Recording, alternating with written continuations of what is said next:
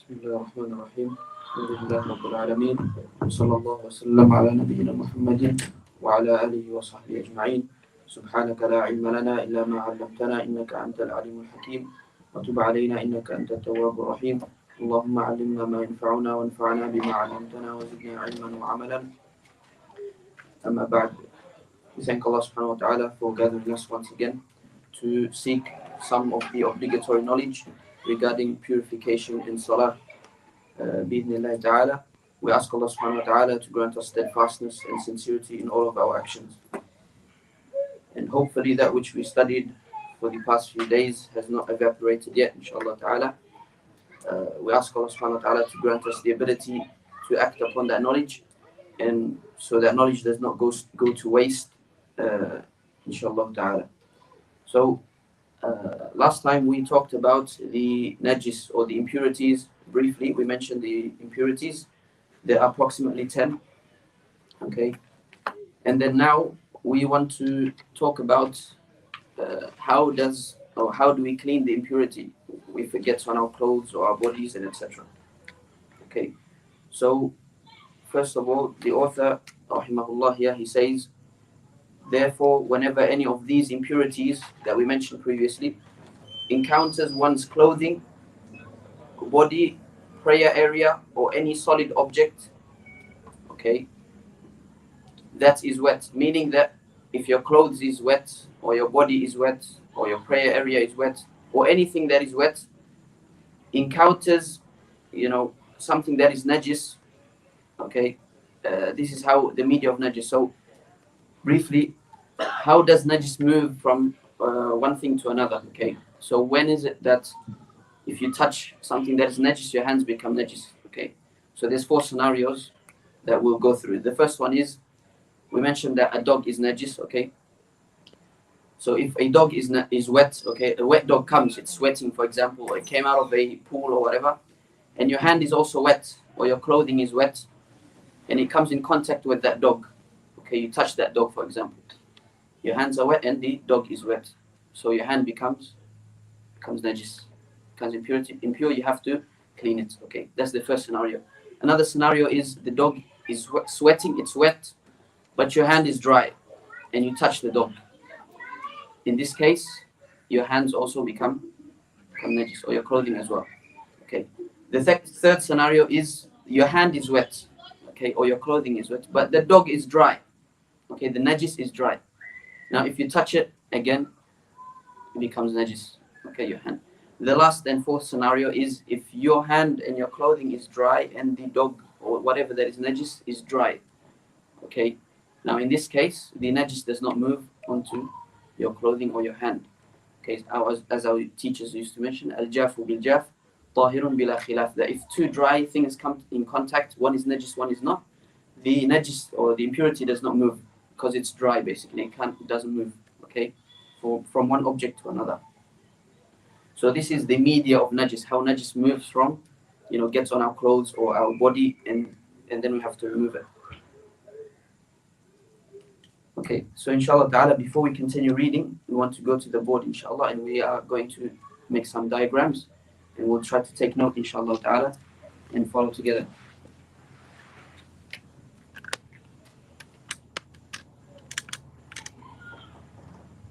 So we have najis or impurities.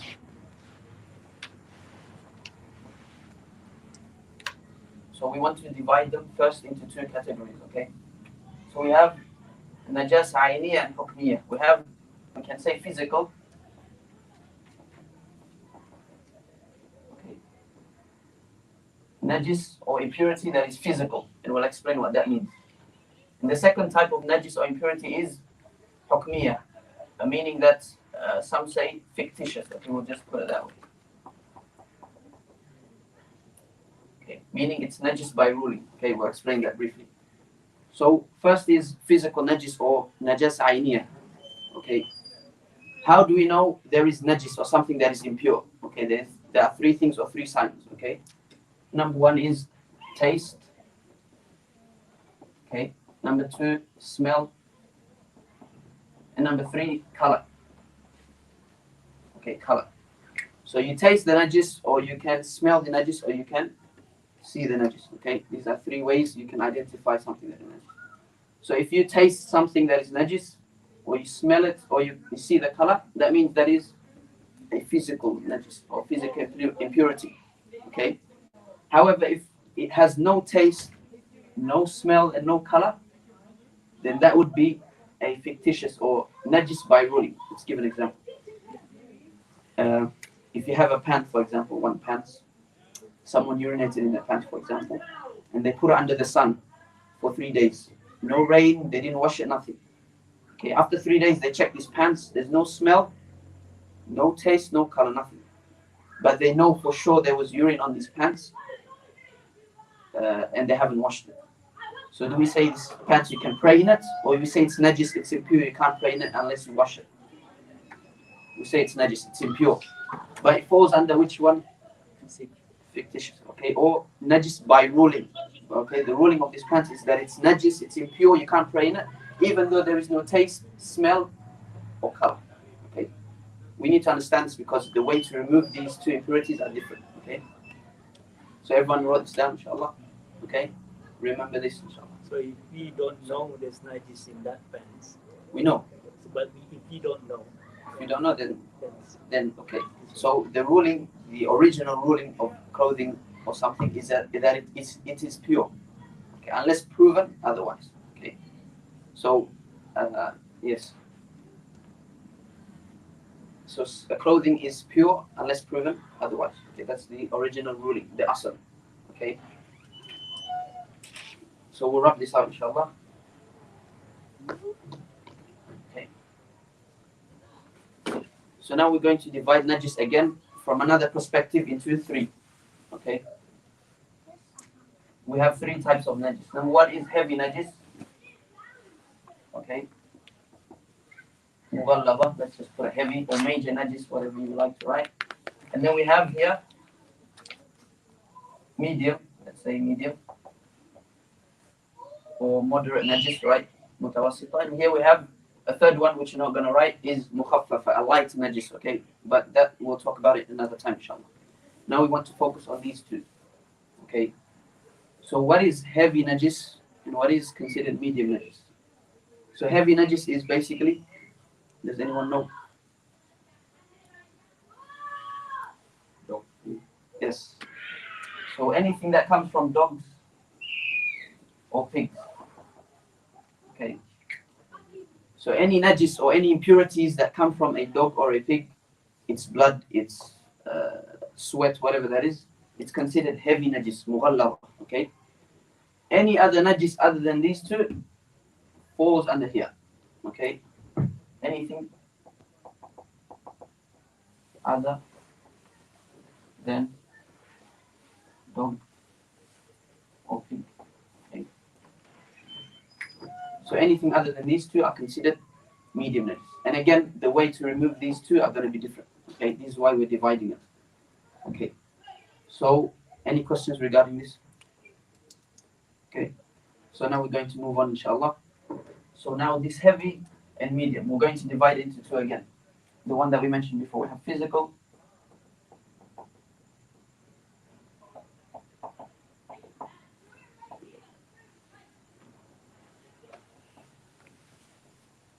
Okay, and this one as well, divided into two.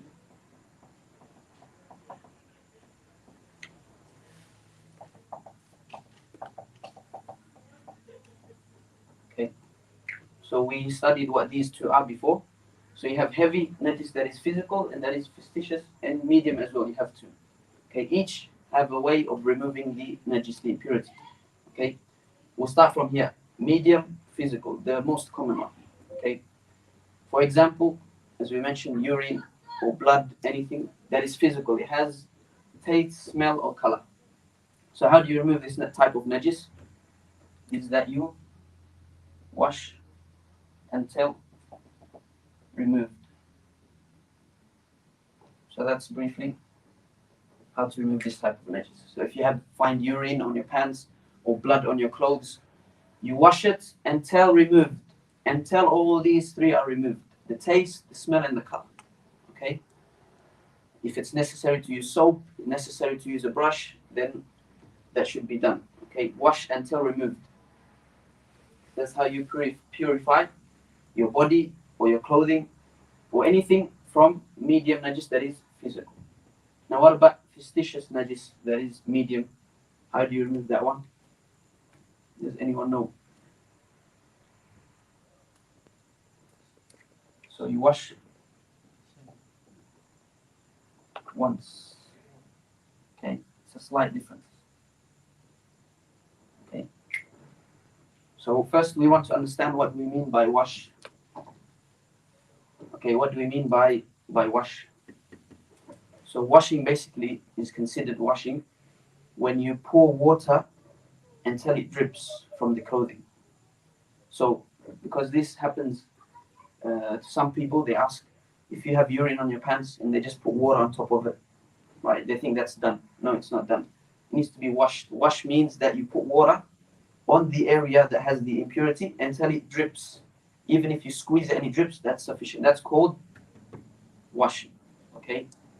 So you need to make sure the water actually drips. It's not just enough to, overwhelm it with water. Okay? So if it's fastidious, wash once is enough. Okay? But if it's physical, you need to wash until removed. Okay, let's give the example of the pants again. If someone gets urine on their pants, okay, and it's fastidious, as we mentioned, if you wash it once under the tap, that's enough. Okay? Because there's already no taste or smell. Just wash it once, rinse it once, that's good. But the physical, you have to wash it once, maybe twice, maybe 3, 4 times until all of this is gone. Okay, so that's the difference between these two. Okay? Any questions? What about najis in the carpet? In the carpet, same, everything's same. So how do you know that it drips? Because you can, the carpet is. Yeah, so you have to put enough water until basically. So why do you have to drip? Because that shows that the najis actually, moved out. Okay, it came out. Otherwise, you just put water and the najis is still there. It's still sitting there.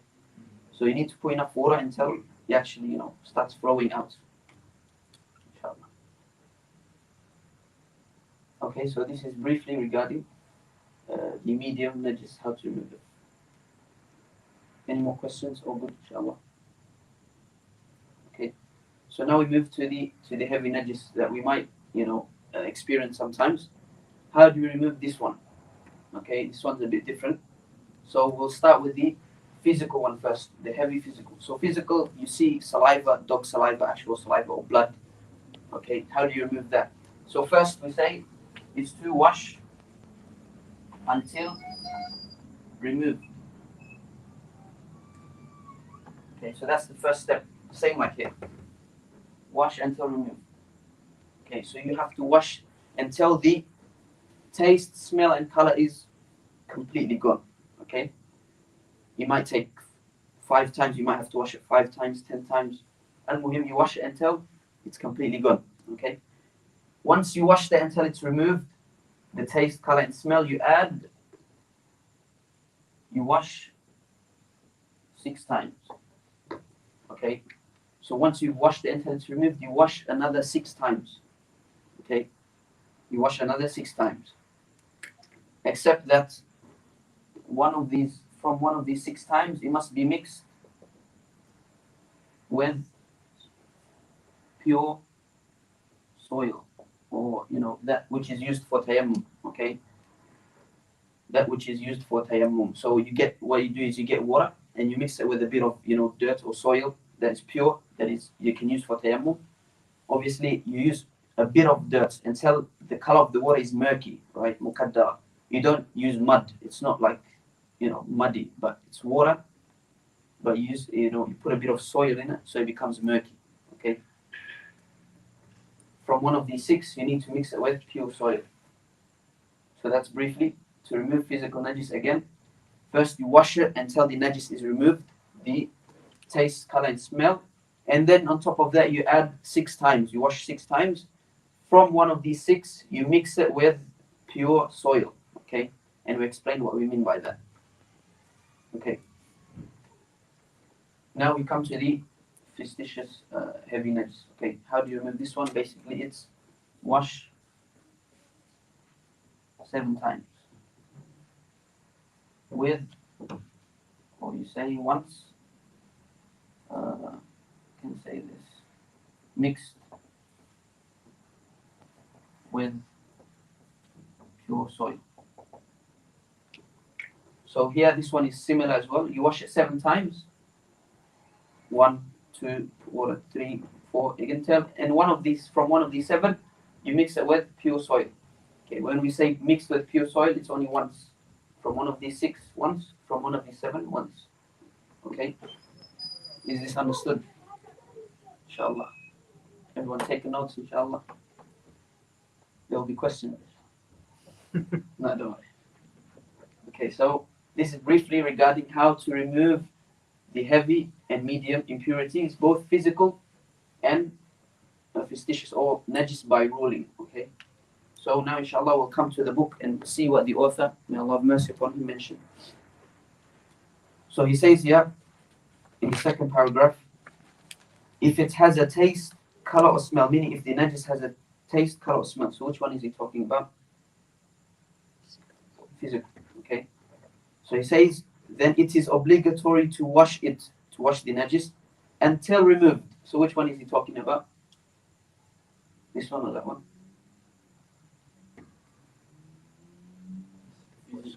Physical, which one? He said it is obligatory to wash it until removed.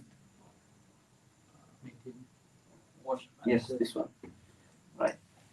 So he's talking about the physical, if it has a taste, color, smell. Okay, and then he says it is obligatory to wash it until removed. So he's talking about this one first.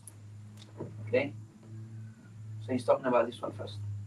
And then he says, then he adds 6 washes for dogs and pigs. So he's talking about this one now. Okay, one of them, meaning from the 6 washes, is mixed with pure soil. Okay, so now he finished with the physical. Now he's talking about the hukmiyah, or the fastidious one. He says in the third paragraph, and if it doesn't have any taste, color or smell, right, this one, fastidious. Okay, he says if it is from dogs or pigs, he should wash it 7 times, one of them mixed with pure soil. So this one. Okay, and then the last one, he says, and if it, okay, if the najis is from other than them both, meaning not from dogs or pigs, he can wash it once. This one. Okay, so this diagram breaks down what the author, rahimahullah, he mentioned here. Okay,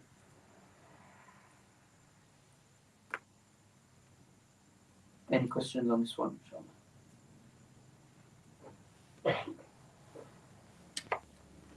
Okay, so inshallah this is understood. This is very important to take note, memorize, inshallah.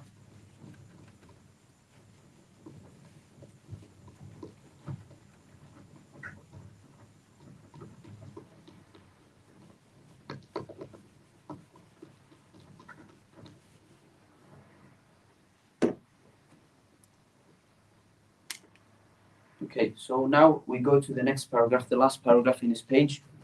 The author, rahimahullah, he is going to talk about, okay, so we're going to talk about water, inshallah ta'ala.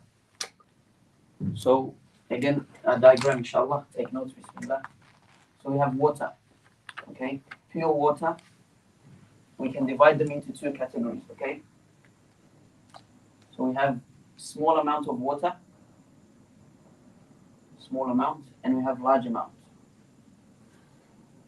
Okay, now what is the difference between small amount of water and a large amount of water? Small amount is anything under 200 liters. Anything under 200 liters is considered small amount of water. Okay, 200 liters or more is considered a large amount of water. Okay, as you can see in the book, it says 200 liters approximately. It doesn't have to be exactly, but approximately. So anything under is small amount of water. Anything 200 or more is considered from the large amount of water. Okay, this is important because the ruling of each is different. Okay, the ruling of each is different. So now someone asks, when does this become najis? And when does this become najis? Okay. So the small amounts, for the small amount of water, it becomes najis when, I can say when, it comes in contact with najis. Okay. So small amount of water becomes najis when it comes in contact with najis, with any najis. So, for example, you have 150 liters of water, a big tub, okay, and then there's blood in it, fell in it, or some little kid urinated in it, for example. Then this whole tub, 150 liters, would become najis, even if it didn't change the color, the smell, nothing. Okay, it looks fine, but still it becomes najis just by coming in contact with the najis. Okay, as simple as that. A cup of water. Okay, you have something najis into it, it's gone. Okay. Now, what about the large amount of water? So the large amount of water, we say if the color, taste, or smell changes. Okay. So we have, for example, a pool, 250 liters, pure water. Okay. And then a little boy came and urinated in it, for example. But the color, the taste, and the smell didn't change. Does it become najis? No. It only becomes najis if the color, taste, or smell changes. So this is the difference between the two. Okay, the small amount and the large amount. So the large amount is more stronger. Okay, it only becomes najis when one of the character changes. As for the small amount, it's weak. Any najis that falls into it, it's najis. Okay, it becomes najis. Is this understood, inshallah? Any questions before we move on? Okay. So now someone says they have a question, right? I have clothes, I have najis on my clothes, and have a bucket of water. It's only 50 liters or 30 liters. How am I going to clean my clothes with this 50 or 30 liter? If this is the case. If I dip my clothes that is najis into the water, what's going to happen? So what do I do? Okay. Yes, mashallah. So what we do is, instead of dipping the clothes into the water, we tip the water onto the clothes or put it under a tap, for example. Okay. So this way the najis is removed, okay, and we don't get the whole tub or the whole bucket najis. Okay. The scholars mention that why? Because when we have the tub of water, it's staying still, and then you have the najis coming in, the najis is going to spread, right? But when you have the cloth there and you have the water coming in, it's pouring down, it has strength and power that it removes the najis. Does that make sense? Okay, so that's what it's called mas'alatul wurud. Okay, the water coming on first or the najis coming onto the water. Okay, so this is something important to know when washing clothes, for example, and etc. Inshallah. So for the washing machine, yeah, if we put the cloth first and then we start washing machine, that's fine. But if in the middle we add another cloth with najis, that potentially it's become najis. So yeah, that's a very good question. That's a modern issue as well with the washing machine. Wallah, I'm not sure if every washing machine works the same, but usually you have rinse, right? What is rinse? You have the clothes, and clean water comes in. So which one comes onto which? The water onto the clothes or the clothes onto water? So inshallah, there's no problem with that. Okay. Wallahu a'lam. So this is how it becomes najis. The water becomes najis through here. Through this becomes najis. Now someone says, how can I purify the water that I have? How can I make it from najis back to pure? How do I purify the water? I have a bucket, 30 liters, it's now najis. How can I make it pure? Okay. So for the small amount of water, I think there's a diagram on the book in the next page. You can look at it, inshallah. But what you do basically, we'll write it down here, is you add water until it reaches 200 liters. So you want to add mukathara, to add water until this 30-50 liter becomes, from here, 200 liters, okay? Obviously, the color and taste and smell should go away as well. If the color and smell and taste is still there, it's still going to be najis, okay? So you add water until it reaches 200 liters, and we say the changes is removed, meaning the taste, color, and smell is also gone. Okay, if there is. If there isn't, then reaching 200 liters, it's good enough, inshallah. Okay. Now, what if I have 200 liters? I have 250 liters water. The color changed, the taste or the smell changed. How do I purify it? Basically, you just remove the color, taste, or smell. Okay, either by adding more water until it's, the color changes or the taste or smell goes away, or any other way that you remove the color, taste, or smell. For example, the water sits for days and then the color, or the taste or smell goes away. Okay, if it's large amount, then it becomes pure. Okay, as long as these three are gone. Okay, so we say by removing the changes. Okay, this is how to purify the water.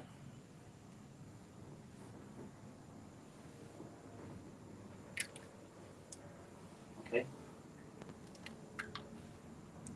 So, any questions regarding this, inshallah? Inshallah. Okay. So, once we understand this, inshallah, it'll be easy when we go through the book and read it, inshallah.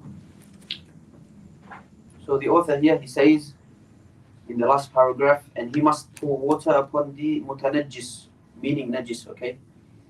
He must pour water upon the najis if the water is under 2 qullas. So now he's talking about if you have clothes that is najis, what do you do? So he says you pour the water onto the najis, onto your clothes or whatever that is, okay? If it is under 2 qullas or 200 liters, as mentioned here, so if it's from small amount of water, you have 50 liters of water to wash your clothes, you pour the water bit by bit onto the clothes, or you turn on the tap or something like this.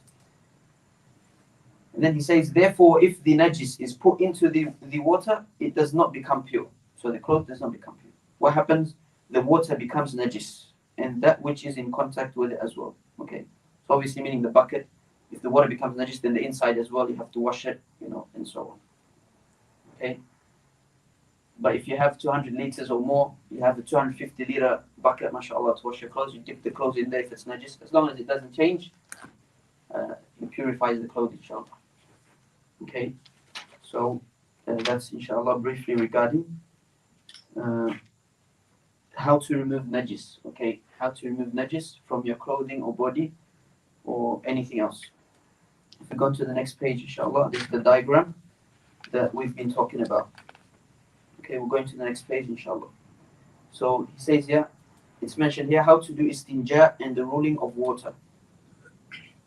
Okay, how to do istinja and the ruling of water.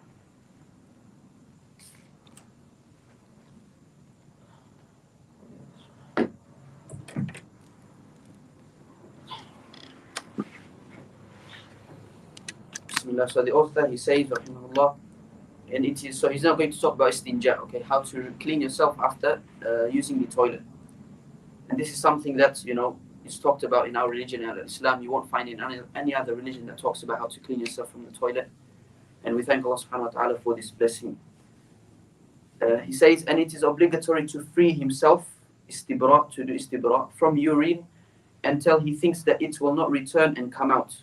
Okay, meaning that the correct way to clean yourself from the toilet, and we should teach this to our children as well, is that you sit and you do your business until you make sure it's completely finished. Okay? Because some people, they're not finished, they hurry, they stand up, and then some najis comes out. Okay, this is a big problem. Right? So a person must make sure that there's nothing left. Right? Sit down, wait a while, right? Some scholars mention do istibra. Istibra basically, to, for example, to push on your belly a little bit or to stand up. Whatever that makes the pipe empty, everything comes out. You make sure every single drop is out, okay? And then he says he should then do istinja and loosen up his buttock to wash any najis around it, okay? Again, how to clean the backside. He says, and to rub it until he thinks the taste, color, and smell of the najis is removed, okay? So when doing istinja or cleaning oneself, a person must make sure it's completely clean, nothing left, okay, when using water, okay? And we should teach this to our children as well, because it's mentioned in the hadith, تَنَزَّهُ عَنِ الْبَوْلِ فَإِنَّ عَمَّتْ عَذَابِ الْقَبْرِ مِنْهُ, that, stay away or avoid urine, free yourself from urine. For a lot of the punishments in the grave is because of this, because people do not keep themselves free and safe from the urine, right? We might see this sometimes at the workplace. People just urinate and they just zip it up and go, right? And this is not from the manners of a Muslim, okay? And then he says, so that's about istinja, regarding the istinja, how to clean oneself from the toilet, okay? Briefly, very briefly. And then now he's going to talk about something that we mentioned on the board here. He says, whenever any of the mentioned impurities, so the previous najis or impurities that we mentioned, encounters water, okay, what happens? He says, he first talked about the large amount, okay? He says, if it is 2 qullas or 200 liters or more, it doesn't become najis unless it changes the taste, color, or smell, okay? One of these three. Okay, how do we purify it? He says, and it could be purified, how? By removing the changes, okay, that we mentioned here, to remove the changes. And then the next paragraph, he talks about the small amount of water. He says, and if it is less than 2 qullas, if it is less than 200 liters, then it becomes najis or impure simply by the najis encountering it, okay? As we mentioned, a cup, whatever, a tub, whatever, a najis comes in, it's gone, okay? It becomes najis, even though it doesn't change. This is very important, even though it doesn't change. And it becomes pure. How do we purify it? By reaching 2 qullas, by reaching 200 liters, becoming from the large amounts. And we added as well that the changes as well should be removed. Because if you add and it becomes 200, but there's still color, smell, or taste, there's no point, okay? It's still najis. Okay, so now the last paragraph, the author, rahimahullah, he mentions a principle that we need to write down as well, inshallah, and understand. So someone might say, this is the ruling of what? Of water. What about milk, honey, oil, and any other liquids? When does it become najis? Is it like, do we divide it into two as well, or what's going on? So the principle is, we say any other liquid, or we say any liquid other than water has the ruling of the small amount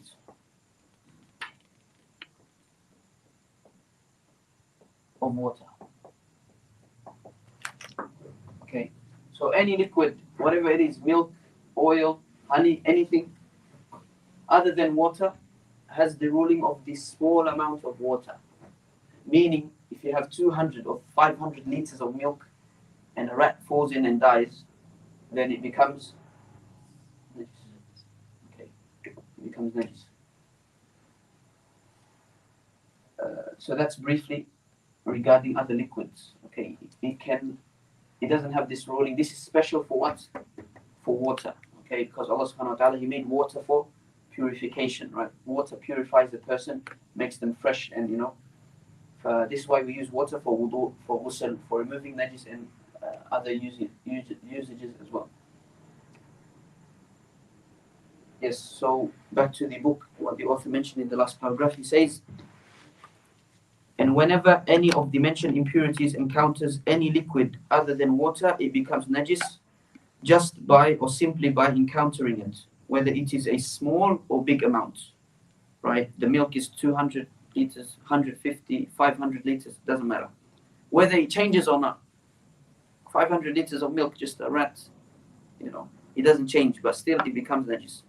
And the very important last point he says, and it can never be purified. It can never be purified. So you can't add more milk to make it pure. It's najis, that's it. Okay, this is very important. And this is why, as a Muslim, from the manners of a Muslim, that we keep everything sealed and safe.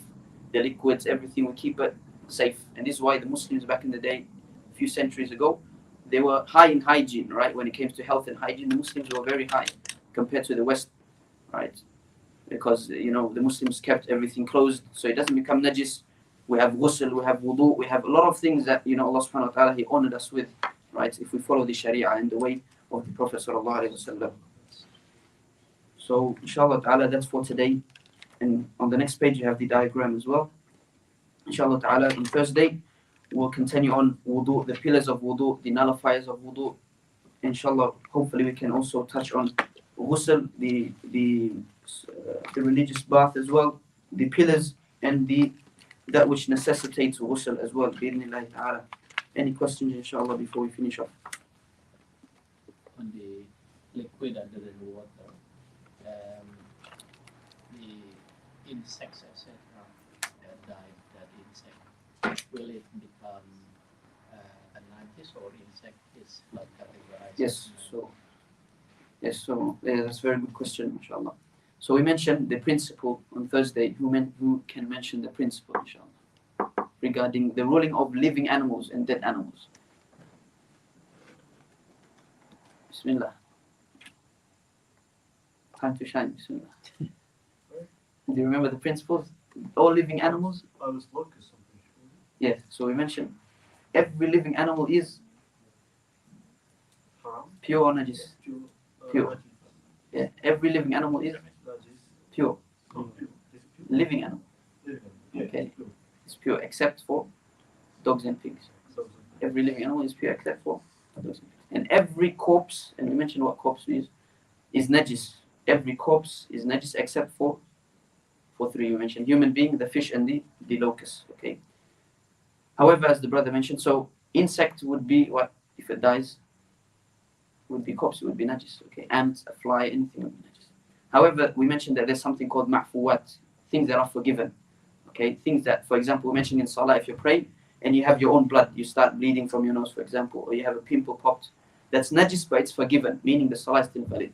Okay. Now the scholars mentioned there's some detail to that. If a fly accidentally falls in and it dies in there, it doesn't become najis, for example, right? But if you put it in there purposefully, it becomes najis. So there's this bit of detail into it. Ma'fuwat, one of the scholars of the Shafi'i madhab, he made, I think, a 290-line poem on the ma'fuwat. So he's mentioned the things that are najis but forgiven. So there's a lot, for example, the dirt of the bird, right? If there are lots, they're everywhere, or if you step on it. So, wallahu alam, some things are ma'fuwat, so they are forgiven, some things, right? But some things are not, right? So that's another discussion, inshallah. But that's briefly regarding ma'fuwat. Any other questions, inshallah, before we finish off? We ask Allah subhanahu wa ta'ala for beneficial knowledge, and we ask Allah subhanahu wa ta'ala to make this knowledge an argument for us, not against us, the day we meet Him. Ask Allah subhanahu wa ta'ala to aid and grant swift victory to our brothers and sisters around the world, especially those who are in Palestine. We ask Allah subhanahu wa ta'ala to accept from us. Subhanakallahumma bihamdika ashhadu an la ilaha illa anta astaghfiruka wa atubu ilayk. Jazakumullahu khairan.